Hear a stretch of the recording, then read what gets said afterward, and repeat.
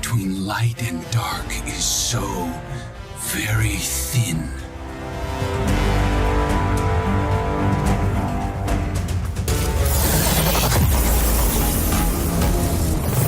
I am God!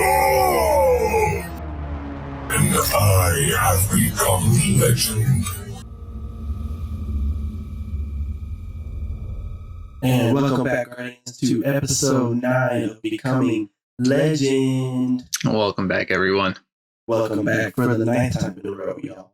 Just want to say I really appreciate everyone who's been coming by and listening and watching these podcasts and really interested in the Destiny lore. And I have to say that right now is the cumulative time of Destiny where all of your lore knowledge is being called into question. Everything, especially Red Legion and Cabal related. Oh wow, we're going back several seasons and it's all coming to fruition right now. Yeah, I was very happy with the way that some of the stuff has been playing out.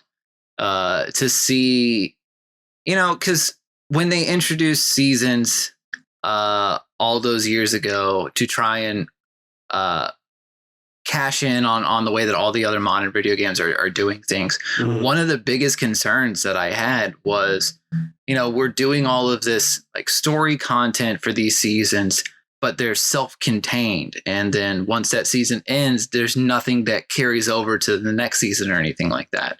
And that's been a complaint for a bit until very recently.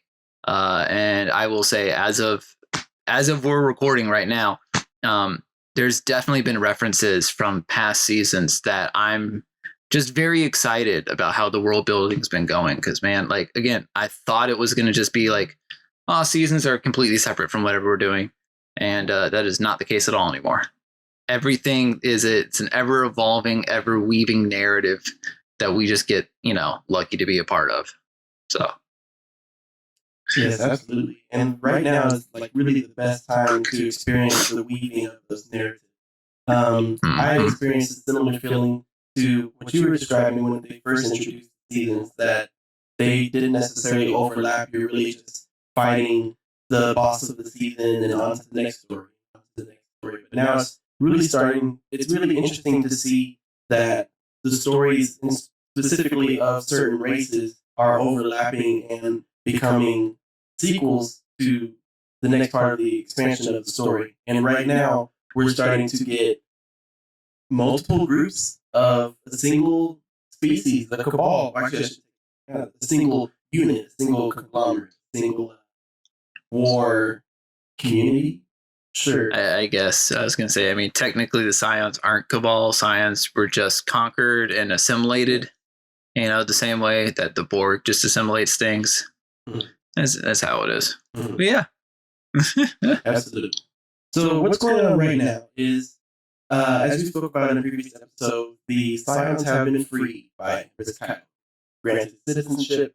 They were given the option to leave the Cabal Empire or stay and, help fight the coming battle with Guardians and eventually fight the Darkness. Well, it seems to be one of the results from that is the Psions are now starting to form their own ranks, their own community, their own military sector. We believe them to be called the Conclave, as we get more from the Palindrome, which is a hand cannon from a previous season that was brought back.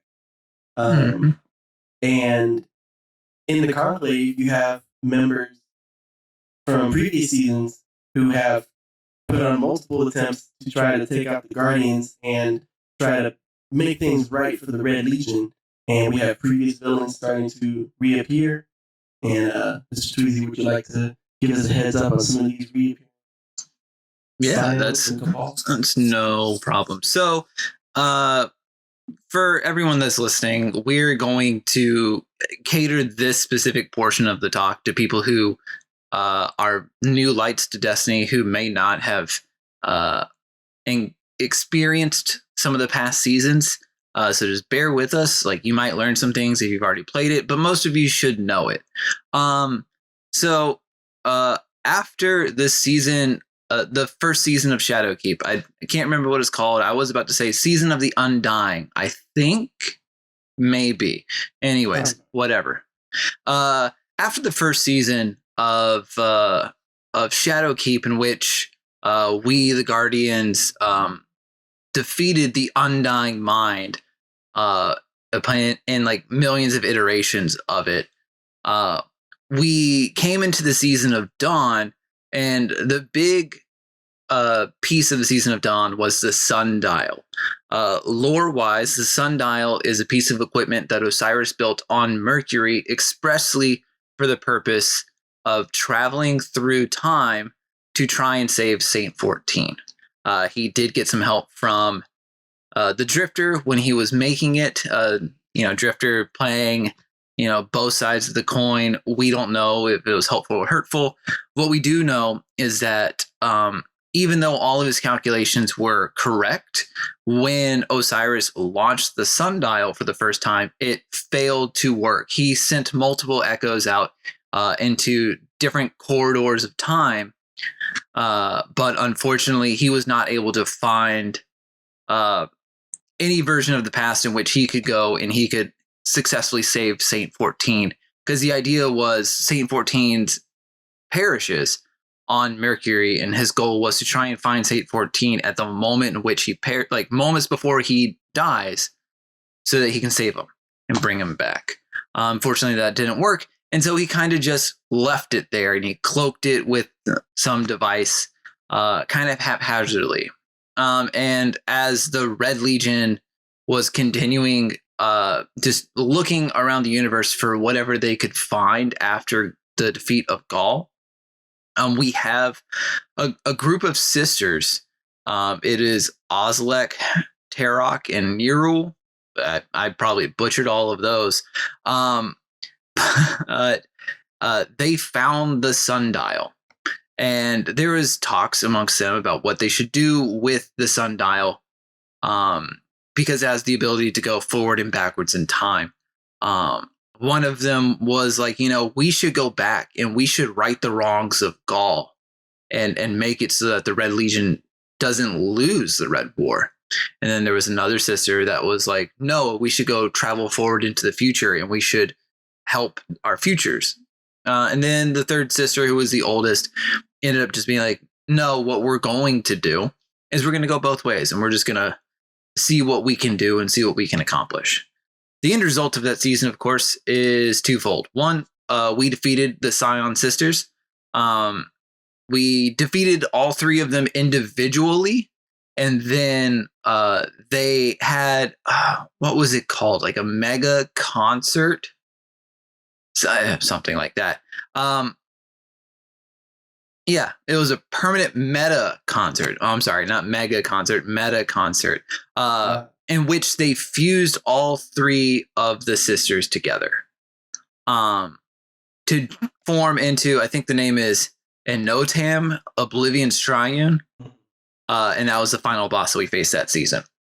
But there was a lore entry. It was a web lore entry called Joining, which was released, and we didn't really pay a lot of attention to it at the time, but it's kind of started to come back into the fold.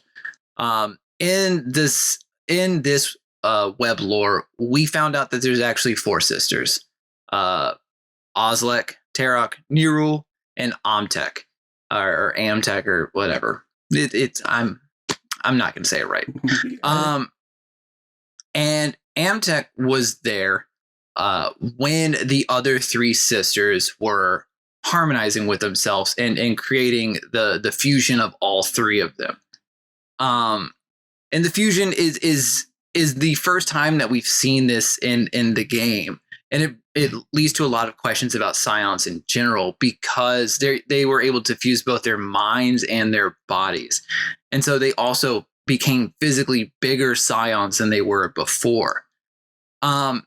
So in the Joining, there's a lot of talk about, they're talking about how you need to, like, if we fail, which we don't expect that we're going to do, you have to succeed where we don't. Spoiler, they don't succeed. But she, Amtec, has bonded with her sisters, not physically, but mentally. So she does have the mental bond of the other three sisters with her. And after like the last little bit of the lore entries says Amtec had hoped since the beginning to join her sisters in mind and body on the battlefield of time. She had thought today they would ask, but she knew that if she felt it too keenly, they would taste her disappointment, and she craved their love. I understand, she said, and she vowed to see that any threat that would harm her sisters would be annihilated so thoroughly that it would be wiped from living memory. So, later on down the line, we find out that the Almighty, Gaul's ship, which had been stationed outside of the sun's orbit, right? Somewhere near the sun. I have to remember the plot of the Red War a little bit. Yeah. So the Almighty was falling out of orbit, and it was falling out of orbit in a way in which it was going to hit the tower.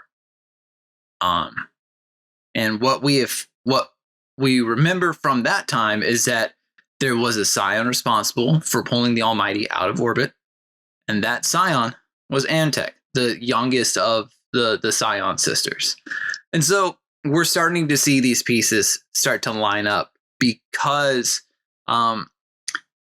again, as Bird mentioned previously, we did get a re-release of a weapon. It's not a new weapon, but it's an old weapon re-released with new lore called the Palindrome. And spoiler alert, because I'm going to hand this back to Craig, but spoiler alert before we go into it, we are going to start talking about stuff that's actively happening in the season in the past couple of weeks. So if you're not caught up, proceed with caution. What I have to say. So, Bird, I think I've led you up to this season. I'm going to let you take it from here. Sure, absolutely. Thank you so much for painting that perfect scale model of the story that I'm going to dive into.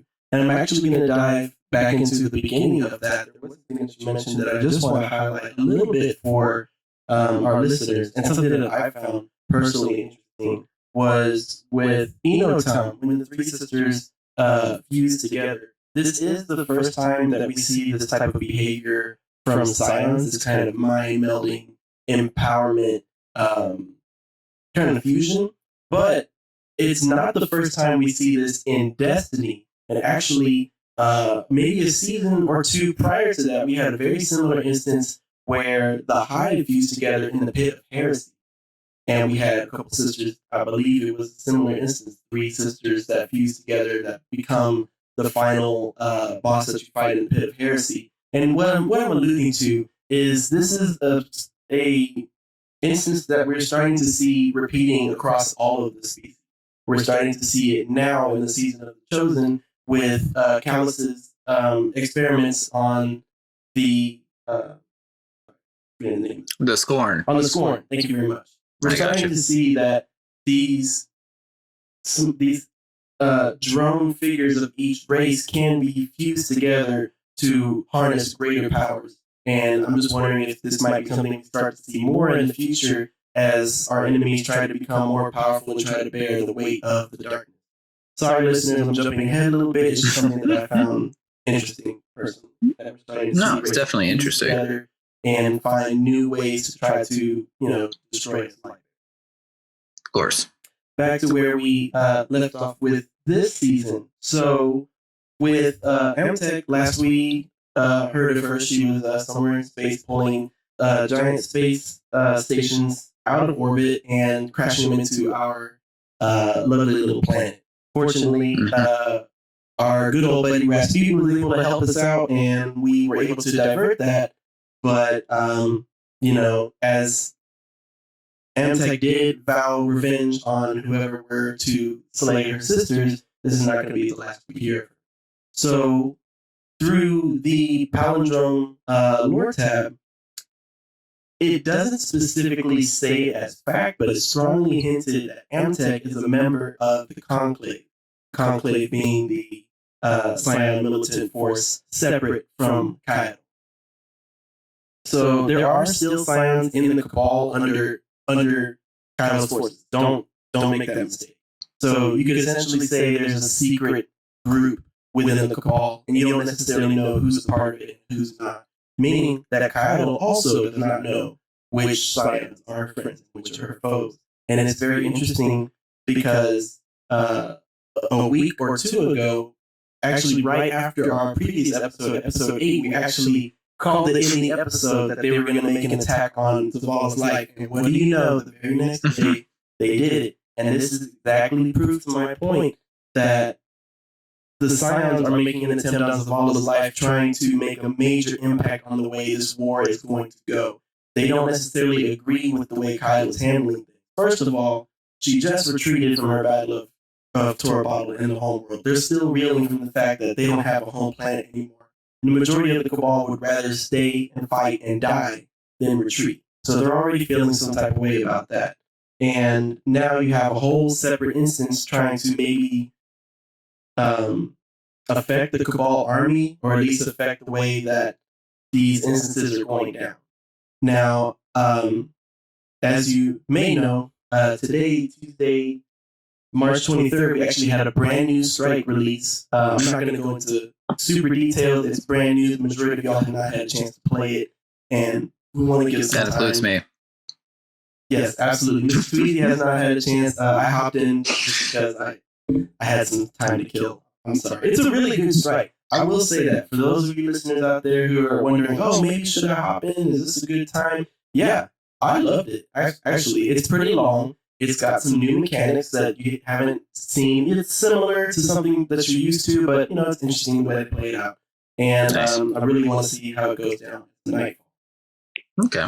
But that after you play the strike, there is a new cutscene, and I'm going to stop exactly right there. But I just want to say that everything we're saying up to this point with the split in the militant base of the Cabal is becoming extremely relevant.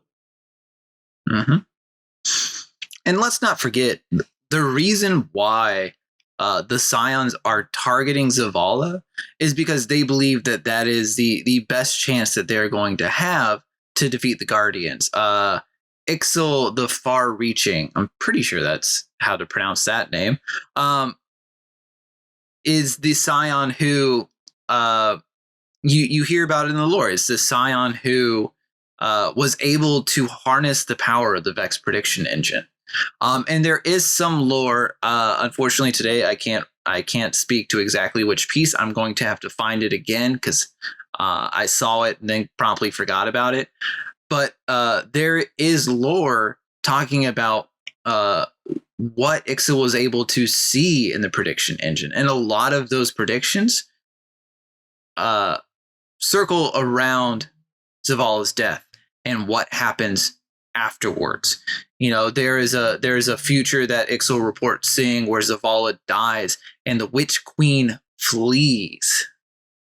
Not like flees, like she retreats, not because she's afraid of us, and like some interpretations that I've been seeing of the lore is like, oh, it's because instead of Zavala dying and breaking apart everyone's will, it brings everyone together on a much more unified front. And so she must retreat in order to try and get an advantage. But this is what, like, ultimately the Psions, whether they're with Kyaddle or they're part of the Conclave, they are wanting a couple of different things. They're wanting the Cabal to reign supreme. And for some of the Psions, they're wanting their freedoms. They're wanting to find a way to remain free as long as possible. And what's the best way to remain free? To deliver the person who is in charge one of the greatest victories that they could ever accomplish, by defeating the Guardians. Again, we've talked about it in multiple episodes. Guardians are the most powerful beings in the galaxy. And so if this assassination attempt is able to single-handedly win the war and allow Kyaddle to, just take over, the people who are responsible for that, who brought the information, who carried out the assassination, they are going to be elevated to a much higher level than anybody else who fights in the battle. And so the Psions really have a very vested stake in what's going down. Yeah. Yeah. It's crazy. And even you could say their way of handling things a little bit more guerrilla warfare style in the Destiny, where Kyle and her cabal are using tradition and history as a means of strength for their for their empire. But because they're using these traditions, I mean, how many hundreds of cabal are slain right now? I mean, A lot. I'm slaying a lot. They're going to run out. You already don't have a home planet, so you can't really repopulate or create more. Callus is off doing his own thing in space. So yeah, I don't know. I can completely understand the science reasoning for wanting to go outside that tradition. Take out the leader. Why waste all this time in this battlegrounds and these frivolous traditions? It's just going to cost lives of hundreds, if not thousands. And I like the way that you phrase it as being frivolous traditions, because that's like, it describes, from what I've been seeing and reading, it describes a lot of the viewpoints, the differing of viewpoints between the Cabal themselves about whether or not the traditions that Kyaddle is following is worth it. Like, these are traditions that they really haven't followed in a long time, and Kyaddle is kind of bringing them back. And on Kyaddle's side, they talk about the fact that half the reason why she's bringing it back is because these are traditions that would die if they weren't kept alive in this way. They lost their home planet. Hundreds of thousands of Cabal have been slaughtered, and a lot of the Cabal that exist now are young or don't fully understand what it really means to be Cabal. And so I just remember, because they talked about it in with a throne. Kyaddle is sitting on a throne, and she talks about how she doesn't like sitting on the throne, how she doesn't like the throne. But, the reason why she keeps it is because it is a remembrance of her home world and remembrance of what the Cabal once were. And so the symbolic meaning behind the traditions and stuff, there's a reason why they're doing it this way. It just happens that others who were part of Gaul's initial invasion in the Red War, who have been in the Sol system, don't see it in the same way. They've been here fighting, surviving for 4 years now. Mm-hmm. They don't care about traditions. They just want an end. They want to win, and they want to be done with it, because there's just been so much death and destruction. Like, why would they continue doing this? Why would we do all of this fancy smanchy stuff when it's not going to amount to anything? Mm-hmm. So it's the Cabal, man. I never thought I was going to feel sympathetic. I never thought I was going to like the Crow. I never thought I was going to feel sympathetic to the Cabal, and yet here we are, a couple seasons later. Yeah, what's going on? It's really making me see aspects that I never would do before, and that actually brings about another point that I wanted to kind of speak about. So, on an episode or two ago, we were discussing how Zavala, Lord Saladin, Osiris, and Crow were reacting to this impending battle. And since then, we've had a little bit of an expansion, or a little bit of the next chapter of what was going on there. And we got a really fantastic, I thought, cutscene with the three of them all discussing the reaction to the attempt on Zavala's life. Yes. So I really, really like that cutscene, because it did, for one, show exactly Saladin the way we described him. He said, hey, you need to absolutely stomp out the Cabal. That was the last straw. If there was any chance of peace, it's gone now. That's it. We need to slay them and be done. And yet, when Zavala was saying, well, no, we're going to continue with this battleground system, and we're going to submit a champion of Earth to fight their champion. And Saladin didn't agree with that, but he still accepted it. And I just really like to see that while they disagree, they still respect each other, and they still have a sort of code of honor or hierarchy. Or I don't know exactly how they express it, but they're still working together, even with their differing opinions. I did like Yeah. And they are differing. I will have you know, I messaged it in the Discord. I was just talking about how Zavala is a bad MFer, man. Like, you know, because it's Lord Saladin. You know, there's not a lot of people that I really think would feel confident standing their ground to Lord Saladin. And Lord Saladin's right. You know, there was an attempt on Zavala's life. How can Zavala be so cavalier about the fact that not only did someone like make an attempt on his life, but they snuck into the city to do it? You know, like our city has been breached. The enemy is here. We should destroy them. And just what was so great about it is just the very end, you know, because I think ultimately what it comes down to is Saladin recognizes that Zavala is the leader of the Vanguard. Not just like the leader of the Titan Vanguard, you know, he is the leader of the Vanguard. He is the one that sends you out on strikes, you know. And so it's just, you know, they have their differing opinions, but then that last line that Zavala gives, where it's just like, I thank you for your cooperation, where it's just like an F you to Saladin. Like, I know you don't like it, but we're doing it my way anyways, because I'm the boss. I was very, I was excited during that. Walks off and faces out. No goodbye. No, just like a boss, just mic drop, gone. And I was like, all right, cool. Yeah. You know, Saladin faces out too, and Osiris stays. And I expected him to say something, but he just kind of, I thought he was going to say something like, too. Oh man, I'm gonna say. I was hoping for a little bit more. Yeah, I know. Osiris crazy. Yeah. You know, I was hoping for a little bit more with that, like, you know, about like maybe a differing of opinions between Osiris and Saladin, and really kind of help further define those two.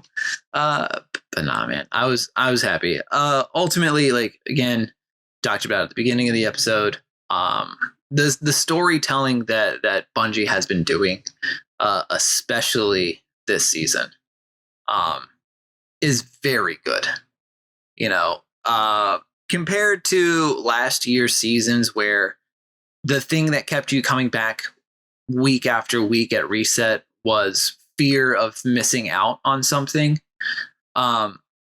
Very much the thing that's keeping me coming back week after week on reset is getting to experience this new chapter in the story that they've been weaving. I know it's going to come to I know that this is probably the last week of that story that we're really going to get to see play out for now. But man, it has just been exciting to experience this, and I'm so excited for what the next seasons are going to offer as well. You know, so I really want to know where they're going to go with it. Are we going to have a direct sequel to the story now? Are we going to join with Kyle and face Shiva Wrath next season? Is there going to be another threat that we haven't considered? Are the Vex probably going to do something? Maybe fall in? Who knows? There's so many things going on, and you can really come with any direction. We still haven't even fully finished Clovis Bray and his story. Very true. There's a lot going on Europa, and as we got to see in one of the battlegrounds, the Cabal are also looking into Europa Tech and Tech. Maybe an expansion there. Maybe. My hope is for Crow. You know, as he continues to be a bigger and bigger part of the seasons. You know, he was elevated to bodyguard of Zavala, which is just very interesting, because you know that's a stupid decision. Like, we know who Crow is. Everyone knows who Crow is but Zavala. And, you know, I'm just excited for when that reveal is going to happen, because they've hinted at it now. We know it's going to happen. But what will that reveal mean, and what will happen afterwards? Because the longer that it takes for Zavala to find out, right, the more good deeds Crow gets to do.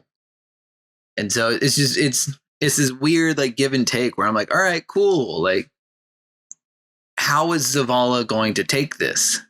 Because he will grow. Like I feel confident he's grown somewhat attached to Crow. Yeah. You know, maybe like at arm's distance, but he's still somewhat attached to Crow. Mm-hmm.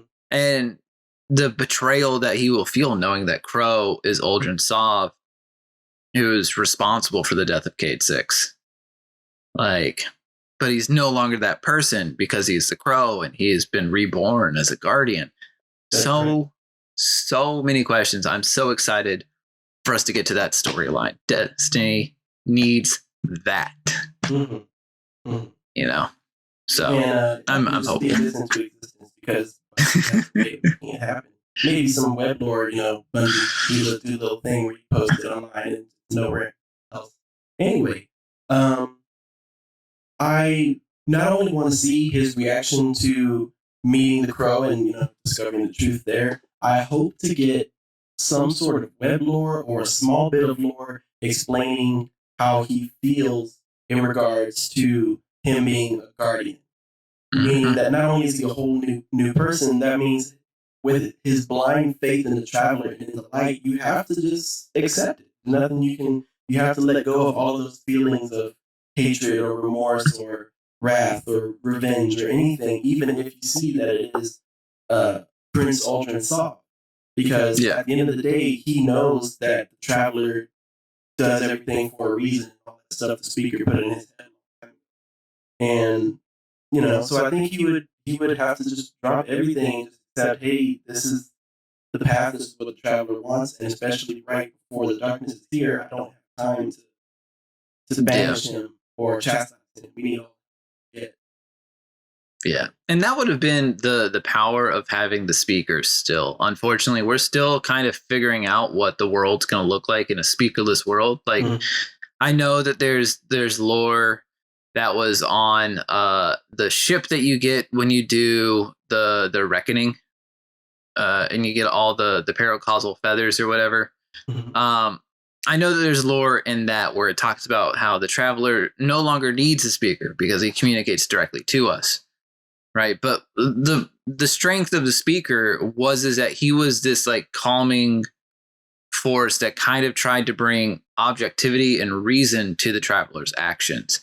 And he was very much like a mix between like a father figure and a really weird father figure, if we're talking about Saint 14, and a priest, to where you can kind of go and vent your frustrations to the speaker, and the speaker can come back and kind of ruminate on it and give some advice.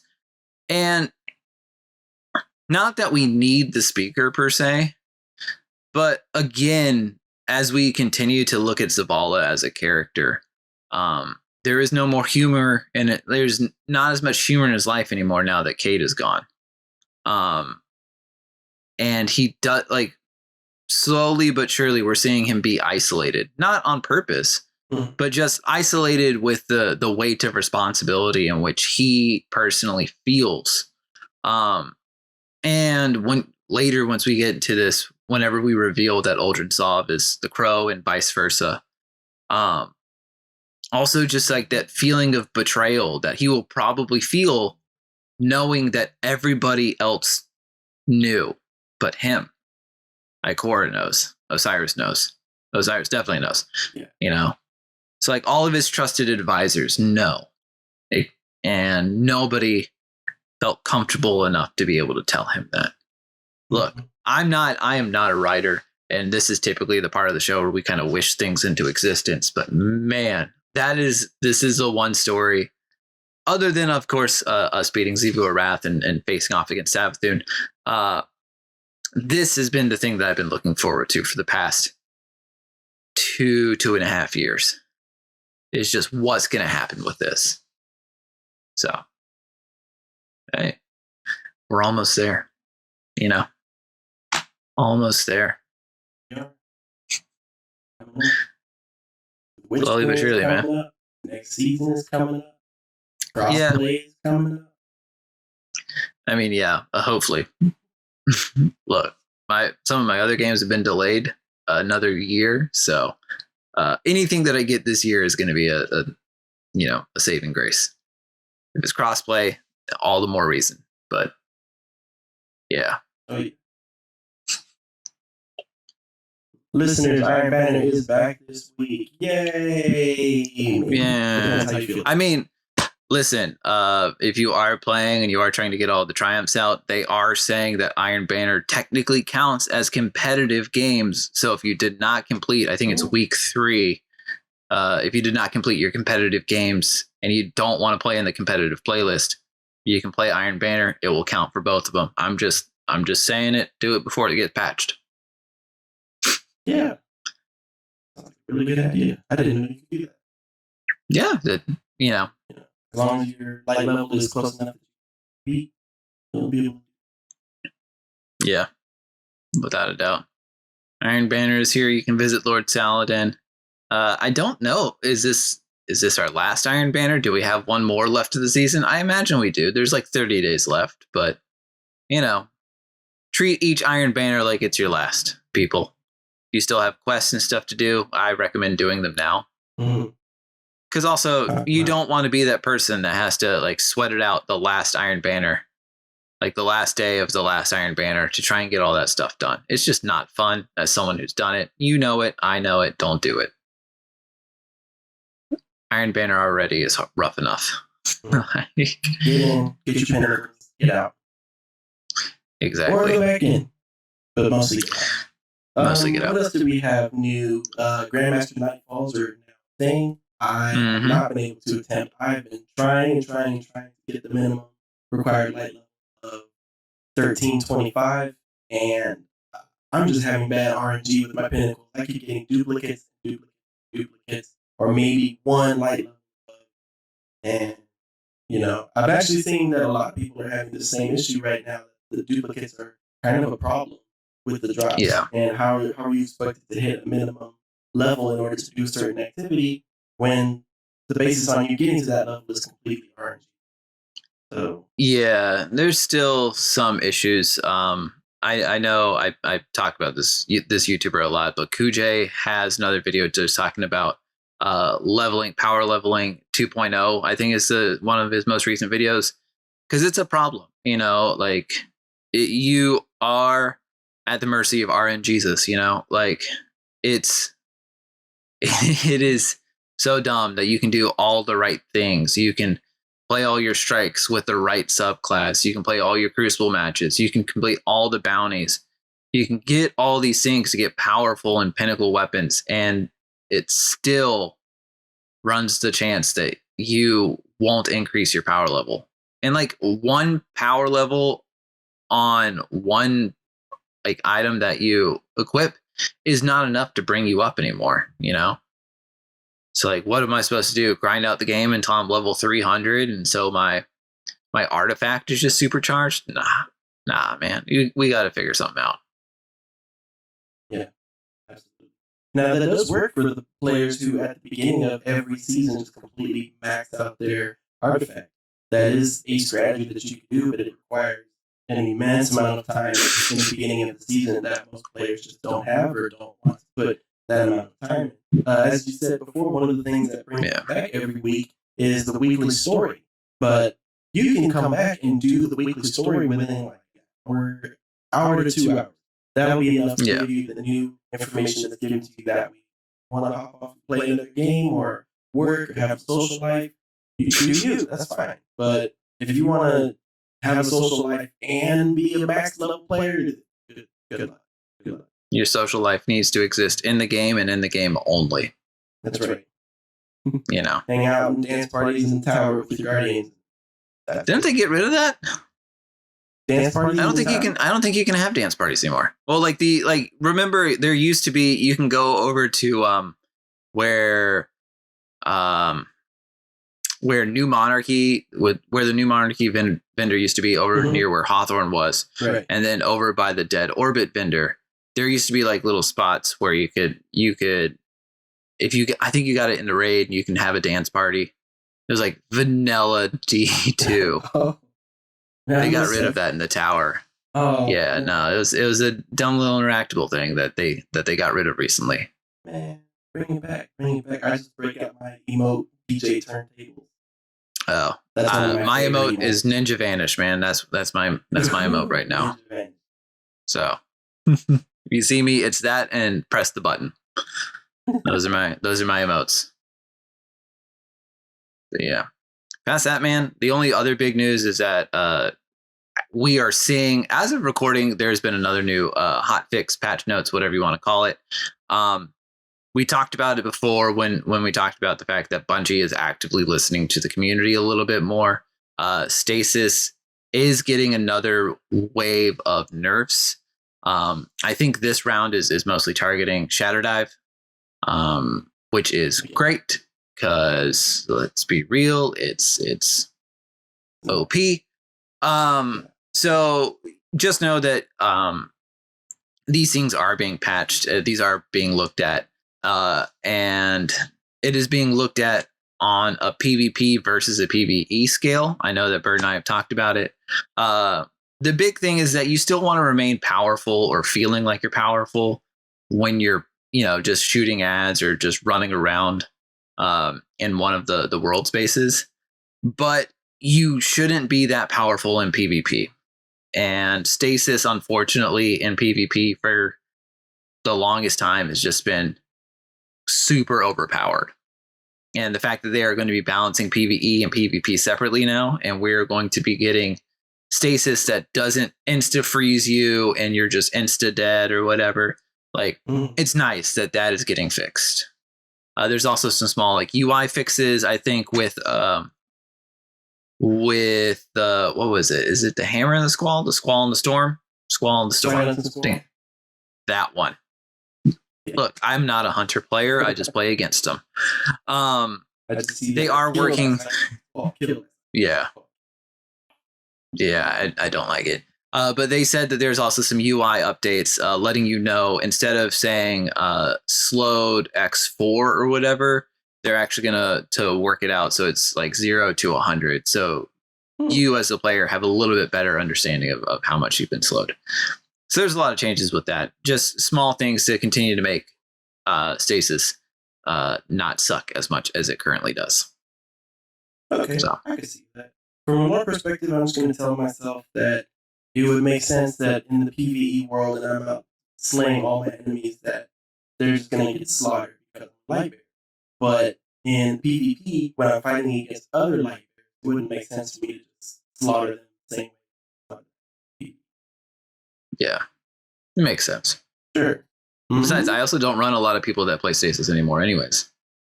Everybody's back to playing light classes. I've been back to playing Arc and Solar as well. Yeah. Stasis was cool, but I think everyone's back. PvE, but for PvP, I do find myself going back to my light. So yeah, we'll see. I do too. It's mostly just because the grenades suck on Stasis. So you can't get a grenade kill. Cool. I'm going to go to something that can.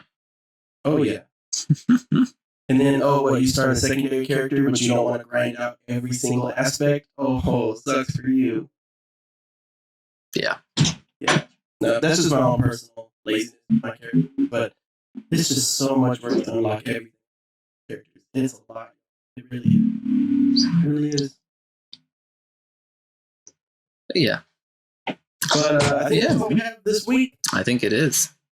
Absolutely. I think it is. All right. I'm going to take this time to plug our Discord. It is going to be in the show notes, people. We do have weekly topics. I didn't think of one this week. I'll think of one. I'll take the weekly topic this week. All right. I might get a by Bird. But check that Discord. Hop in. You can have conversations with us. You can talk about Destiny. You can talk about Outriders if you want. You're not going to get a good opinion. You're not going to get a lot of opinions. You can talk about it if you want to. I'll be blunt. I played the beta. Didn't like it. Moved on. Okay, sure. We'll actually add this in as a very small, minor closing topic. I also didn't like Outriders. I'm sorry. I gave it a shot, and I didn't go in with any, negative thoughts or expectations. But for me, my experience was 80% cutscenes, and then you finally get powers, and it's just nothing you haven't seen before. That's all. Yeah. So I tried. Maybe we'll see it when it comes out, but. As of right now, nah. I'll leave it. I'll stick with Destiny. Yeah. So. Yeah. But yeah. No, it's good. Well, Bird, I know you streamed today, but people were looking to watch your content, whether it be streams, YouTube videos, what have you. I know you got a lot of stuff going out there. Where would they find it? You can find that at twitch.tv/Birduuup, BRDUUP. I stream on Tuesdays and Thursdays for Destiny. We actually did a little bit of lore reading today, catching up on the Empress lore book. It's pretty good. I liked it. I liked it a lot. Mr. Tweeziix told me at the very beginning of the season, he read ahead of some lore books that I'd be really in for some great stories. And some of the stuff I wish they would drop in game, but it's just fascinating and does feel exclusive. Besides that, you can also catch the releases of these video podcasts on the YouTube channel, Birduuup Gaming and Anime, BRDUUP. You'll also find lore readings dropped on there. So. Nice, man. Nice. You guys can catch me on Twitter at Taylor Zeller. I throw it in the show notes, I'm pretty sure. Or you can find me on Twitch. I am a West Coast guy. I live in Los Angeles. So unfortunately, East Coasters, I'm probably not going to stream your time. I mostly stream really late nights, like 10 p.m. Pacific Standard on Saturdays, some Fridays if I can find the time, but mostly just Saturdays because I'm still in a busy season with work. As you can find me, I mostly stream Destiny. I do have other games that I will try to play every now and then. But Destiny is my main, so you guys can catch me there. And again, I'm gonna plug the Discord. You should listen to it. And we got all sorts of fun stuff there. And then once you're done with that, give us a subscription on your iTunes or your Spotify or what have you, and leave us a rating and let us know what you think. Because as much fun as this is to make, I want to know what you guys think we can do better. We're at 9. Our next episode is going to be 10. And, if you've been podcasting for a while, 10's actually a pretty big milestone. It really you hit the double digits. And of course, like I speak for myself, but I feel like I can also speak for Bird. Like we want to improve. We want this to get better. We want to be not the guys, but it would be nice to be some of the guys that you guys look to when you're looking for Destiny lore and interpretations. So whatever you guys want from us, like let us know, and we'll try to make accommodations. Yeah, absolutely. But with that, I think that that wraps it up, man. Yes, sir. All right. I'll see you in the next one. Be safe out there, Guardians. All right. Later, y'all. Kill some call. For sure, man. Later, y'all. Dope.